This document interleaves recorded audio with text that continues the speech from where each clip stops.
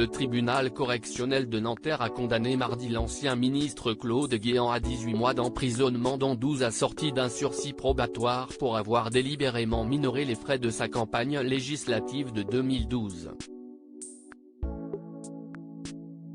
Pour la partie ferme de sa peine d'emprisonnement, 6 mois, le tribunal a demandé un aménagement sous la forme d'une détention à domicile sous surveillance électronique.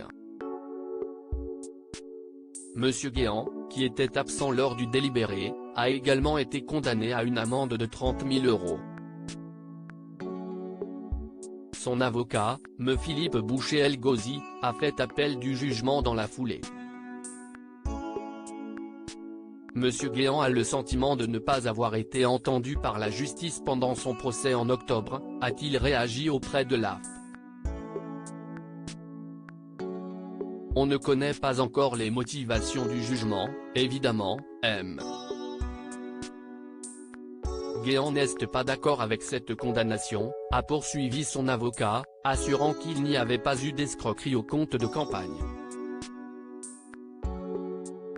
L'homme incontournable de la présidence de Nicolas Sarkozy, aujourd'hui âgé de 77 ans, était en 2012 candidat à la députation dans les Hauts-de-Seine. L'accusation lui a reproché d'avoir sciemment minoré ses comptes de campagne et ainsi obtenu un remboursement de plus de 30 000 €. Monsieur Guéant a également été condamné à une interdiction d'exercer toute profession commerciale ou industrielle pendant une durée de 5 ans. Il doit en outre verser 30 529 € au titre du remboursement indu de ses frais de campagne à l'agent judiciaire de l'État, partie civile, a demandé la présidente.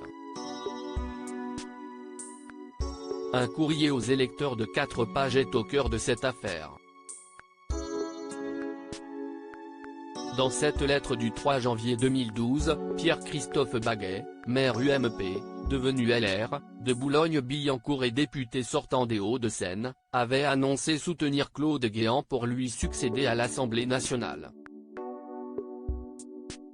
Il y avait joint la déclaration de candidature de ce dernier.